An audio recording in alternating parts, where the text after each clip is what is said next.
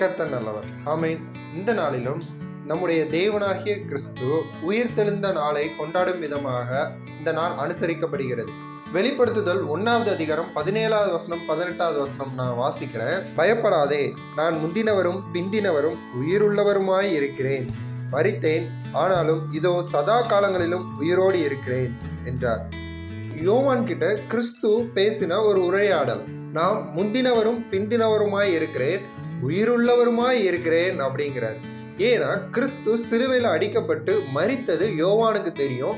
இன்னைக்கு யோவானுக்கு முன்னாடி தரிசனம் ஆகும் பொழுது மேல உள்ள வசனங்கள் படித்து பார்த்தா யோவான் கீழே விழுந்தானா கிறிஸ்துவை பார்த்து.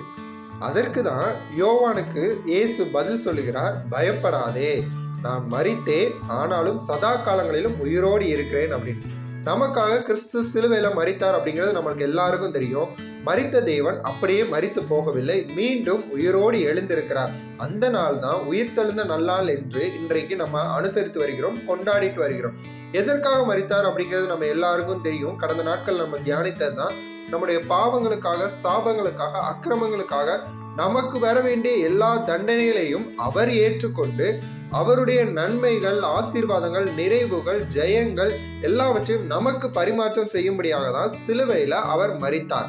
இந்த உயிரோடு எழுந்திருக்கிறார் அப்படின்னா இதன் மூலம் நம்மளுக்கு என்ன நன்மை வந்திருக்கு அப்படின்னு கேட்டா, நம்ம நீதிமானா மாற்றப்பட்டு இருக்கிறோம். அதாவது தேவனுடைய புத்திரர்களாக நம்ம மாற்றப்பட்டு இருக்கிறோம். நீதிமான் என்கிற நாமம் நமக்கு தரிக்கப்பட்டு இருக்கிறது. சரி, இந்த நீதிமான் அப்படிங்கிற நாமத்துல என்ன இருக்கு அப்படின்னு கேட்டா, நிறைய வாக்குத்தத்தங்கள் நமக்காக அருளப்பட்டு இருக்கிறது.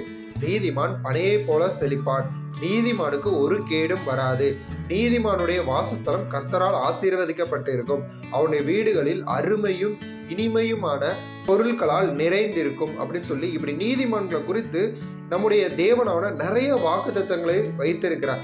அந்த வாக்குத்தத்தங்களை நம்ம சுதந்திரிக்கும்படியாக தான் இன்று நம்முடைய தேவனாகிய கிறிஸ்து உயிரோடு எழுந்திருக்கிறார். அவர் எழுந்தவர் பிதாவின் சிங்காசனத்தில் வலது பாரிசத்தில் வீற்றிருக்கிறவராய் இருக்கிறார் அப்படின்னு நம்ம வேதத்துல வாசிக்கிறோம்.